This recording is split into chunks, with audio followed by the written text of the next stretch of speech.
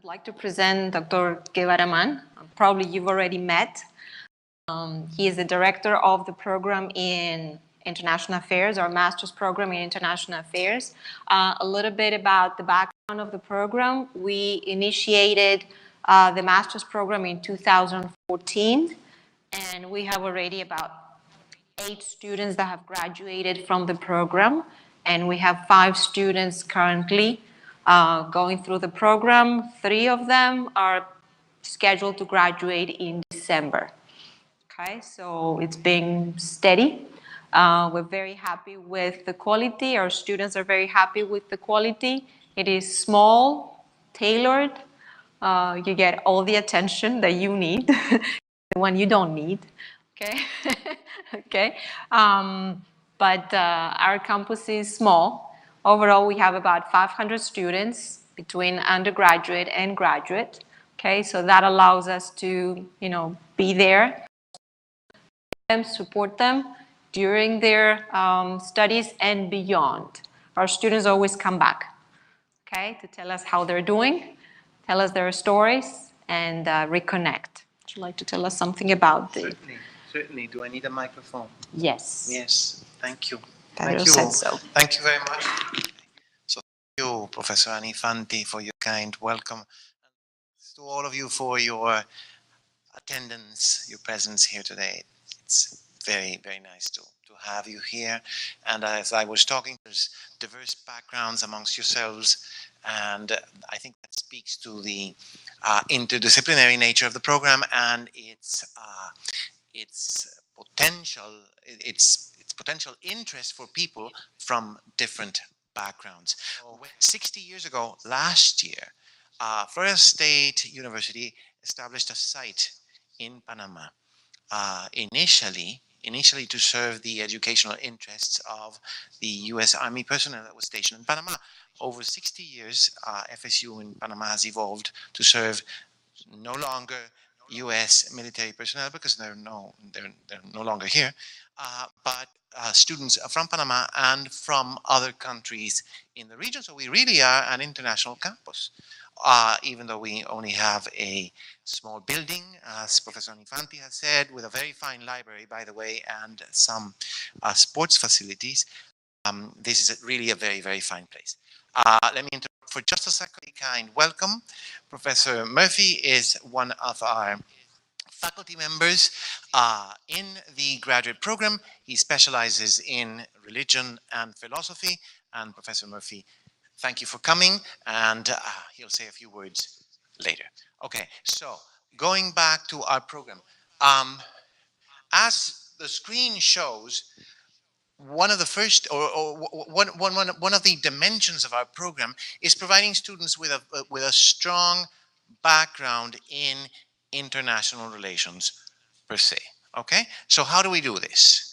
We do this with a focus on 3 areas.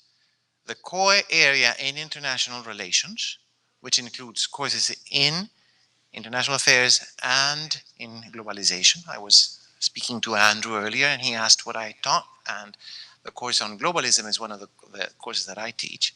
The core seminar in international relations is taught by a learned colleague, Professor Leiva. So we have a core focus on international relations. So there's a focus on development, and then there's what we call departmental concentration. And that's the choice, that's the student choice. The student can choose.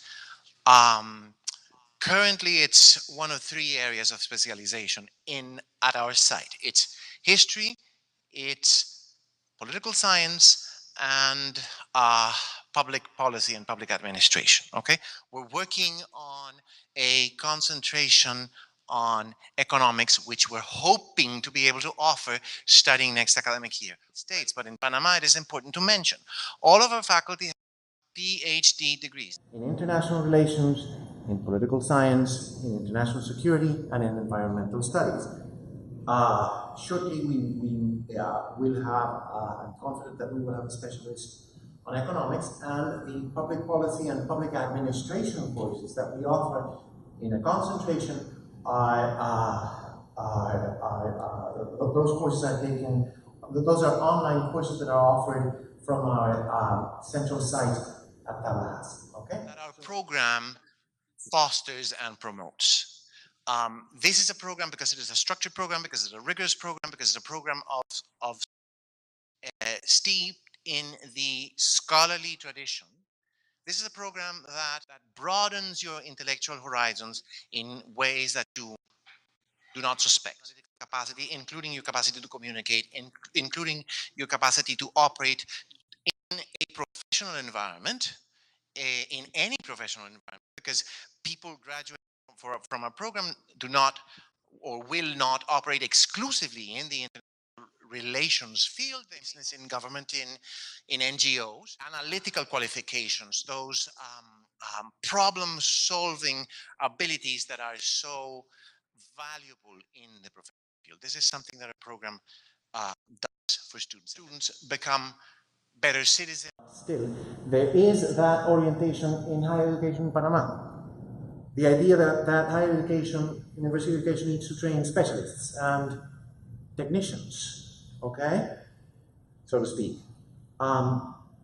We want to help students develop in the scholarly tradition, in the humanistic tradition, not only as intellectuals, not only as scholars while they are with us, not only as solid and well-rounded professionals, but also as human beings and as citizens who are aware and aware of the situations that surround them, aware of the national, global, local situations as well, and interested in the world surrounding. Students need to read. Students need to write. Students need to show up in class punctually, as I'm talking, punctually, regularly. Okay. If we want to develop as intellectuals, as citizens, as better persons, as better professionals, we need to invest. And when I talk about an investment, I'm not referring to financial issues. Professor Anifanti will talk about it. I'm talking about the investment in energy and in commitment that we need to make. Commitment on the part of students. And it really is a wonderful commitment that students make, and they always say that to me. They say, yeah, there's a commitment that we need to make. I would like to congratulate you for coming here today, for your interest in our program, for your interest in international relations. I'm always available. I'm available here, and I'm at the office, on email. You have my business card. I said before that I'm teaching this semester a seminar on globalism, which is a very interesting graduate course. It meets on Mondays at 6. So you are welcome to join us to experience the dynamics in the program. As I said, I am available to meet with you and to answer your questions and to provide any inputs that you may want or you might be interested in receiving. So thank you very much for showing up, and thank you, Alexandra, for allowing me to speak to those students. Thank you so much. Okay, so I'm going to walk you through some of the most important information. If you want some clarification at any point, please raise your hand and I can, give you more details. Our students come from different backgrounds. 95% of our students in the graduate program work full-time. And for that reason, all of the classes are evening classes. Every class, every seminar meets once a week for 2 hours and a half, from 6 to 8:30. So you have that kind of guaranteed that, we align with your professional commitments. So our graduates then go back to government service, either in Panama or in the US. Our students come from different parts. We have students that have come from the US to study with us. We have local students. Panamanian students, and we've had diplomats. Is a Peruvian diplomat that was here on mission, and he's ready to go back to his next station. Chances are with a master's degree, and chances are with a promotion. Okay.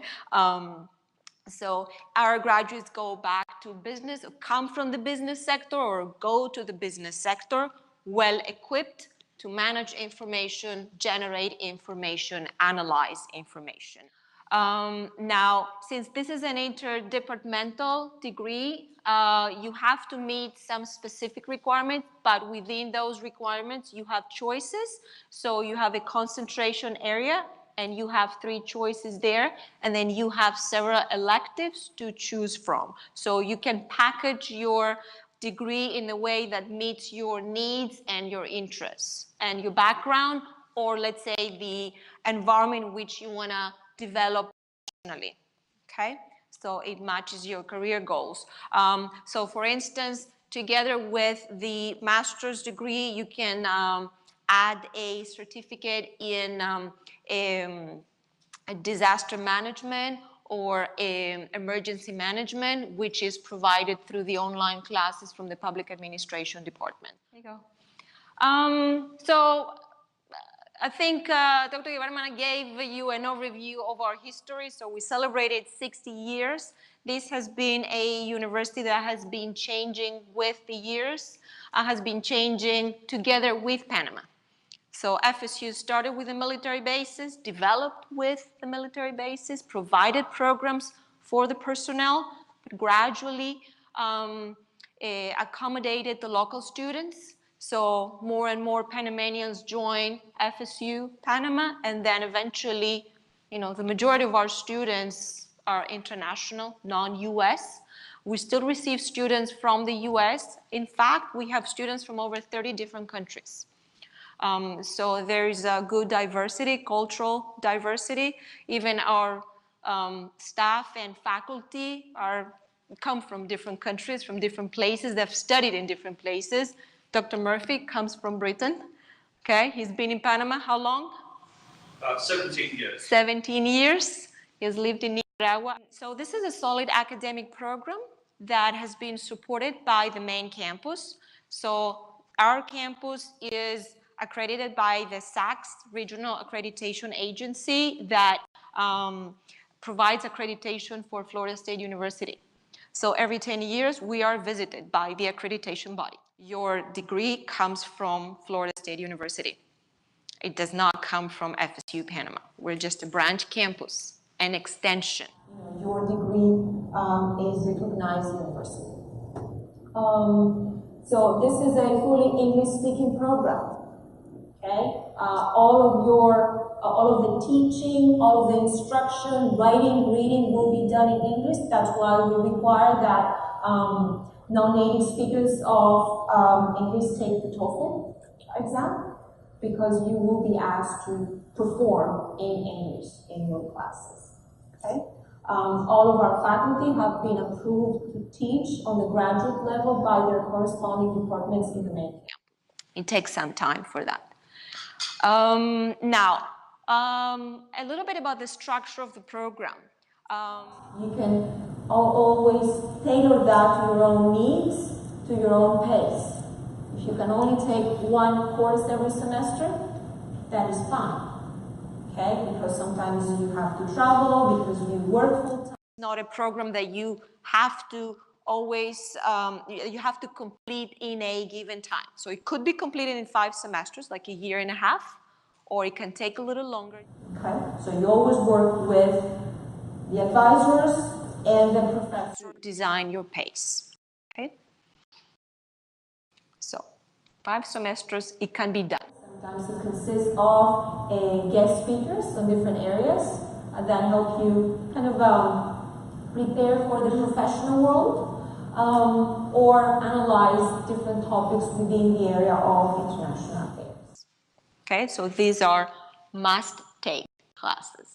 Students can do a concentration in political science. Concentration in history, usually Latin American history, or public administration through online classes. Now, the public administration classes are a series of classes that have been approved for international affairs.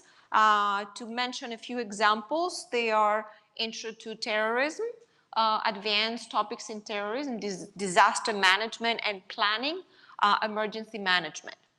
Okay, an additional class in that area gives you a certificate in emergency management.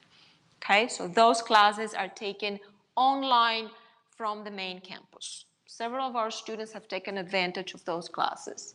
Kind of like freeze a little bit classroom time and you can do something different. Okay, so you need 3 classes in your concentration area.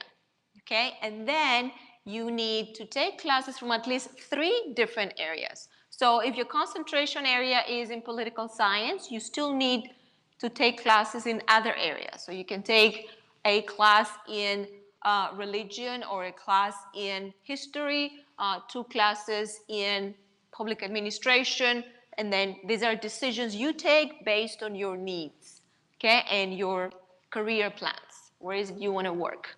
Okay, how do you want to diversify your academic background? Okay, but they have to be from at least 3 of the participating departments. Since our program is very small, we work very closely with our students. So we look at their needs. What is the pace that they're following? Let's say I have 3 students that need political science classes and 2 students that need 1 more history class. And then we design our offerings for the subsequent semesters based on their needs. Okay? Because it's a small program and we can tailor it to meet their needs. In order to graduate, you need to make sure that within those 32 credit hours, you have 6 hours or 2 classes, if that's an easier way of thinking about it, 2 classes that focus on the developing world or post-communist world. Anything outside the US, Canada, Western Europe, Japan, Australia, and New Zealand. For instance, a class such as History of the Caribbean is a class that meets concentration, let's say in the history, but also gives you developing areas because it focuses in the developing world. Okay? Environmental conflict and economic development is another of the classes that we offer.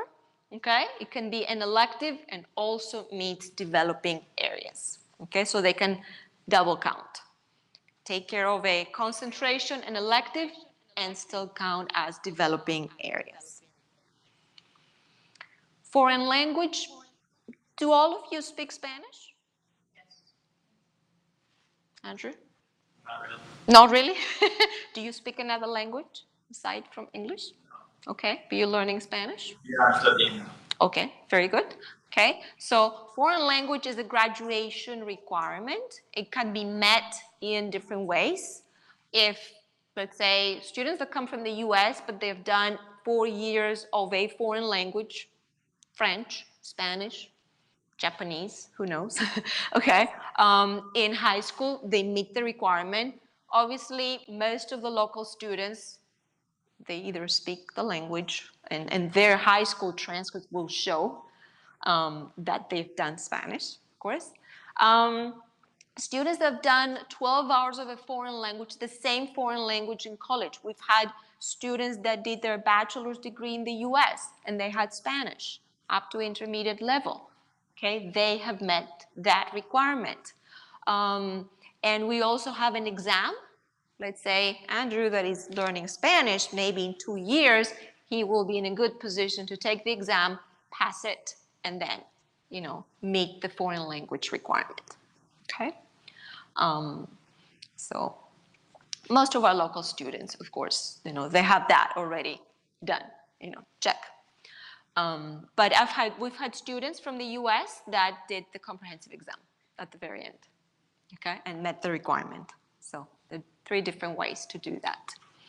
Internship opportunities, okay, so students can use up to 6 credit hours through an internship. So we've had students doing internships with an international organization, an NGO, okay, so it's hours that they work in an office in one of those organizations, and they use those hours as academic credit. So these are 6 hours of elective hours that you can use towards your 32 credit hours, okay?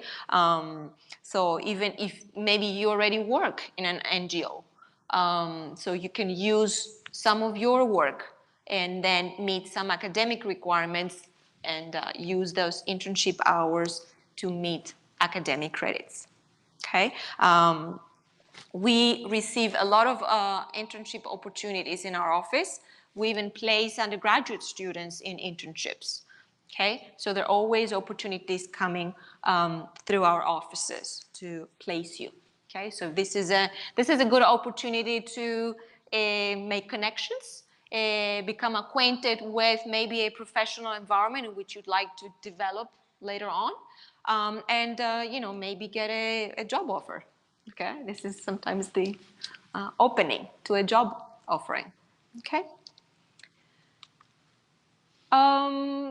Graduate students may not come to the campus for many hours, may only come because, let's say, you work, you have families, so you only come to take a seminar, but that does not mean that you don't have resources. So you have access to all of the resources that the undergraduate students have access to. So the Office of Admissions and Records, and our coordinator is right here, Anna May, handles all of your documentation, okay, and provides academic advising as well. The Office of Student Affairs, let's say if we have international students and they need housing, that goes through the Student Affairs Office. The library, our library is the biggest English, you know, library collection in Panama, and you do not only have access to the physical collection, but you have access to thousands of journals, academic journals and periodicals through the FSU libraries online. So you have access to the same electronic resources as any student of Florida State University, okay, in the main campus or in the study abroad centers or the other campuses. A computer lab, if you need to do some work on campus, the bookstore to make photocopies or buy books. The writing center, we have a writing center to help you with your assignments on site in the library, but you also have access to the writing center online, which is handled through the main campus. And I know that a lot of our graduate students have received valuable support. What the writing center can do is receive your drafts and provide some editing suggestions or organization suggestions, and then you can work back and forth with a tutor online without actually leaving your house. So you would have access to that, definitely. Wellness office, we provide some counseling support in our offices or referrals as you need to. Sports facilities, anybody into sports? Yeah? Playing soccer? Yes, you are? Okay. We have different teams. Okay, if you have the time, you can join it. Cayuco? Anyone on Cayuco? Okay, our Cayuco teams are pretty strong. Okay, and you have access to the Kiwanis athletic facilities, be the swimming pool or the gym or the tennis courts. Okay, you only have to, you know, get a pass from our bookstore, and just, you know, by being a student, you can use all of those facilities because we pay membership. So even if our graduate students don't spend that much time on campus, all of these resources are there for you. Okay. Let's say for planning purposes, some of the important dates, okay, we are opening the application process for the fall semester. We only admit students for the fall semester, okay, that is in August, and you can submit your application anytime beginning tomorrow, I guess, and until July 13th, okay? I will, you know, walk you through the important documents, but the package that you have, you know, has more details as well. The first day of classes is August 27th, okay? You wanna keep those important dates in your calendar, okay? That's an important aspect, right? You know, before you commit to an academic program, you wanna know how much you're investing, okay? How this is going to be done, if you can be broken down, payment plans, financial assistance, so on and so forth, okay? These are our fees for the new academic year. And I can guarantee that those fees, at least for the graduate program, do not go up very often. So these are probably the fees that you will have until you graduate, if you graduate in 2 years, okay? The technology fee is assessed every semester. This is for use of facilities and computer labs. The insurance fee covers you while you are on campus. The FSU card, you do get your FSU card to show when you go to the gym or you get student discounts, okay? Tuition, okay? This is $400 per credit hour. Typically, a class is 3 credit hours. So one course would cost you $1,200 plus the semester fees. Okay, so if you want to kind of do a calculation of the semester cost, okay, it will depend on how many credit hours you register for. Let's say, you know, based on time commitment, you can only take one class in the colloquium for the fall semester. That would be a total of 4 credit hours. Okay, 4 credit hours times 400 plus the semester fees. Okay, your package includes the cost of the entire program, that is 32 credit hours. Okay, so that allows you to plan, you know, and you can take the load that you can commit to based on time, as well as, you know, the cost. Okay. Financial assistance, local students do use IFARU loans. US students have used financial aid. We have students receiving veterans benefits. In fact, we do have a current student that is a veteran himself and uses his educational benefits. For the new academic year, we're planning on merit-based partial or full scholarships. Okay, so this is something to look forward to. So this is going to be based on an evaluation of your packages, okay, undergraduate GPA, GRE scores. So we do a holistic evaluation of all of our candidates. Okay. Okay.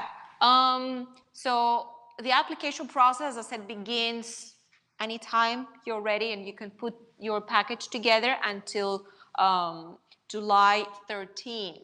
Okay. Why July 13th? Because we need time to review, give you answers, and you need time to decide. Okay, I'm accepted. Am I ready to begin? Okay, so you need that time as well. Okay. So we review all of the applications, and then we issue decisions in a timely manner so you can plan ahead. Okay.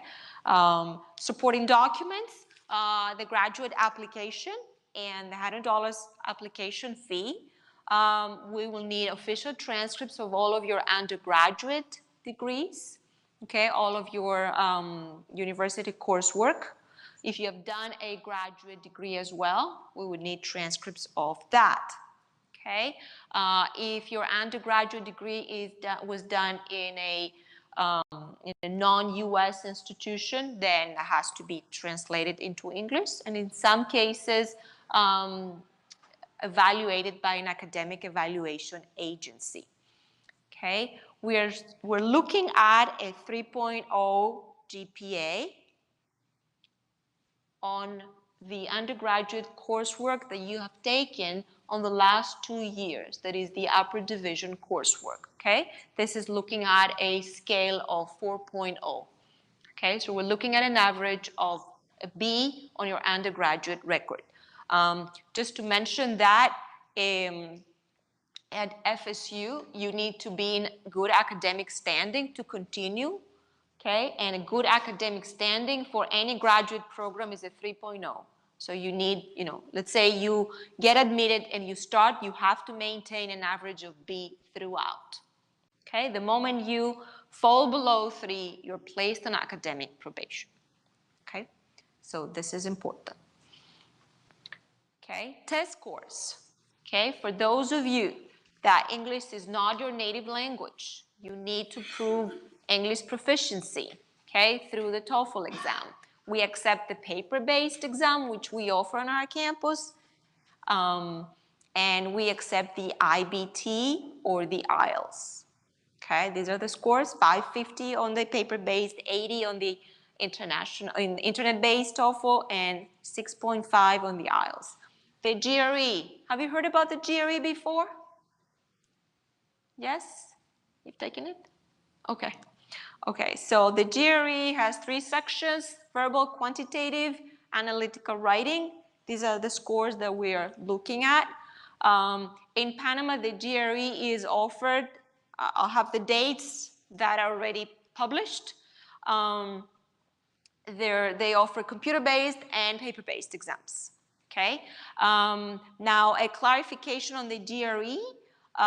We are in a position to admit students conditionally without the GRE for the fall semester, but the student will have to take it before completing the fall semester. So let's say if you miss the upcoming GRE, you can still do the October one, and you can start classes in August. Okay. The TOEFL dates that I have listed there are the paper-based TOEFL that we offer on our campus. Internet-based TOEFL, you need to check electronically and sign up for. They are different dates. These are the ones that are offered on our campus. The GRE dates, okay, there are 2 dates coming up. The computer-based GRE, April 19th and May 16th. Okay. The October and November ones, the dates haven't been released, but I know there is one in October and one in November. So if you miss those 2 dates, do not despair. Okay, you can still apply. You can still be admitted on the basis of your TOEFL score and undergraduate GPA, and commit to taking the October or November exam. Okay. Are we good? Any questions? Am I going too far? You fine? Okay. Okay. All right. Additional supporting documents. So what you're really submitting is an application package. Okay, with your application, your undergraduate transcripts or graduate transcripts if you have done graduate coursework. You need 2 letters of recommendation, preferably from faculty that have known your work. I know that in some cases, let's say if you've graduated, from the university 10 years ago and you've been working, and you can't access the professors from back then, but you can get recommendation letters from your either supervisor or somebody that works very closely with you, knows your work, your commitment, then that's also acceptable. Okay? But if you haven't been that far from your undergraduate degree, then letters from faculty that speak about your academic work, okay, would be the best option. A short statement of purpose. I always tell students, this is that 1-page presentation of yourself that can make a difference. Okay, this is where you tell us about you, things that your transcripts cannot say. Yeah, I can see on the transcript that you've gotten straight A's the last 2 years, but that doesn't tell me anything about your background, your interests, your career choices, your career plans. So the statement of purpose, that's what it does. Okay, it's kind of like gives a presentation of who you are, what you bring to the program, what you expect to, gain through this program.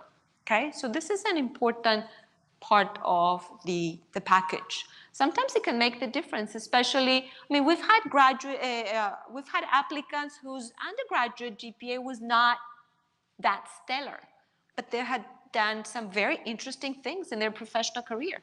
And we thought, okay, the academic part was somewhat weak, but this person brings in unique experiences, okay, and reaches the program. We want that person, okay? So we do a holistic evaluation. So I would encourage you to use that aspect of the application package. Timeline. kind of like thinking about stages, okay? July 13th, application closes, the deadline. August 15th, by then, everybody should have been notified, yes or no, or we need more information, okay, or yes, conditionally, okay? So all of decisions are issued.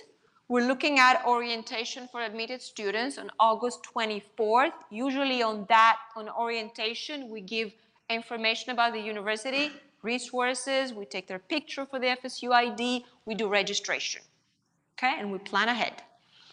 And classes begin August 27th, okay? Sounds exciting already, okay? Okay. And we are available to answer any questions about the program. Ben, would you like to say a few things about your experience with the program? So Dr. Murphy has been in Panama for 17 years. You've been with us for that long, right? Yes. Yes. He teaches both in the undergraduate and graduate program. Okay, good afternoon or good evening. I was practicing my Spanish to say something about myself, but then I find we're speaking in English, which is nice, my native language. You can probably guess from my accent that I am English. So my background then, from 1993 to 2000, I studied in the University of Oxford, studying philosophy and theology at the undergraduate level. At the postgraduate level, I studied philosophical theology, which means it's a program organized by the Faculty of Theology, but it's interdisciplinary, looking at theology and philosophy. But anyway, so what I now do is I teach philosophy and religious studies at FSU. You will notice that you have the option of taking a class in religious studies as part of a master's program. That's a class that I teach on modern Catholicism. I would just say, for a class like that, don't expect that it's going to be like going to catechism lessons to prepare for your first communion. Okay, the reason that you might want to study something like modern Catholicism is to understand the role of the Catholic Church in contemporary politics. Right now, for example, I am preparing a presentation on the role of the Catholic Church in trying, and I think failing to mediate in the dispute that is taking place right now in Venezuela. A student who studied that modern Catholicism went on to give a presentation at a conference, an academic conference on human rights in Barcelona, where she was comparing and contrasting the role of the Vatican and the Swiss Red Cross in helping Jewish refugees during the Holocaust. So, there are lots of things you might want to study as part of the International Affairs program. The reason why religion is on the list is because religion can have political importance. But yeah, so as I said, one of our Masters in International Affairs students gave a presentation at an academic conference in Barcelona. Because an indication to us as faculty that a program like this is doing well, that it's a quality program, is if our students are capable of giving presentations in that kind of venue. Or something that we might hope for in the long term is if our students, by the time they finish the master's program, have the skills that are necessary to publish in academic journals. I realize that most of you considering taking this program are not planning on doing PhDs, are not planning on being professors, but still, the ability to write at that level is a mark that you've really learned something from a program like this. Now, I have acted as a referee for academic journals. I have been given the task of looking at papers submitting to journals and saying yes or no. 75% of the time, the answer is no, because that kind of publication is very tough. So the other thing that I teach as part of the International Affairs program is sometimes do the seminar on, it's called a seminar on international affairs. What I offer is to teach you some of the skills that you need for academic writing, which involves how to do footnotes and how to do citations correctly. Boring, but it's something you need to learn. How to structure a piece of writing, and above all, something that will be useful to you whatever you go on to do afterwards. You're not just learning how to write, but how to rewrite and rewrite and rewrite again. So we look at some pieces of academic writing that have had an impact and try to understand some of the work that went into that. You get practice at writing things yourself, starting with a small book review and going on to write something the length of a normal peer-reviewed journal article, okay? And that's something that people usually, that seminar you would take usually at the start of your studies, okay? So that's what I bring to the program, and I'll pass it back now to Okay. Professor Anifanti. Okay. So yeah, this is one of the colloquia that is offered at the beginning. So usually the fall semester we offer the Seminar International Affairs, which is an introductory course overall, and then the colloquium that Dr. Murphy teaches on academic writing that prepares you for a lot of the academic work you're going to do in the program, and then one of the either electives or concentration area courses. Okay, some of our students that begin in the fall take both classes in the colloquium or just, one of the core classes and the colloquium. Okay, so that really depends on your time commitment and other commitments. Any other questions? Yes. Professor, what information will be required to submit to IFARU regarding the cost of the program? Well, IFARU has a list of documents that they require, and then we provide those documents to you by request. Typically, it's the what they call plan de estudio. So we prepare that, and we prepare the cost of the program, which is pretty standard. So, the information that they require and that we provide for the graduate program is standard, and it's very easy to provide. I know they have a long list of documents as far as, guarantors and all that, your salary, so on and so forth. But on our end, we provide the study plan and the cost, which is, they're both pieces of information in one document. So this is the student of, the Office of Admissions and Records provides those documents. So me as a student have to go first to IFARU and ask them for Yes, because then sometimes there are requirements that change, so we don't handle this information. We provide everything that the student needs to submit to IFARU. Yep. And we work, there are at least 50 students from our campus, either here or Tallahassee, that receive IFARU loans or scholarships. So we've had good experience working with them and adjusting the information as they request. Yes. Yes. You mentioned the scholarships very briefly. Could you expand on that a little? Additional application, are you automatically considered, and what? We consider all of the applicants, so there's no additional application at the moment for the fall semester. And this is going to be something very new to support our students. And how many scholarships are given per student? That would really depend on how many applicants we have. Okay, so I cannot tell you only 3 or only 4 or only 1. That will depend on the volume. So that's why, academic credentials and a statement of purpose are very important. So it's going to be merit-based. Scholarship, you would find out when you either accept it or denied, you would receive a whole Exactly, package. yes. And sorry, one more question. Oh, You go said- ahead. I don't remember the exact date, but it was like sometime in August is the final. August 15th. But if August. you apply earlier, will you receive a Yes. notification earlier, or everyone receives notification at the same time? Well, that's kind of the last day that everybody should know. But let's say if somebody that applies for IFARU loan will probably need a response before. And probably that will be your case as well. You know, you need a response before. So yes, if you say, you know, I'm applying in a month or in 2 months, and I'd like to know as early as June, if your application package is complete, then we can review, definitely. Where's gonna be the ERE exams on the campus? No, I think the computer-based is offered in Tecnológica. Yes, you have to sign up through ets.org.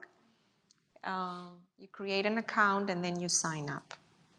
The advantage of the computer-based is that we receive the scores faster. Okay, but that's really up to you. There's no difference in terms of the quality or, you know, prestige. Other questions? Thank you guys.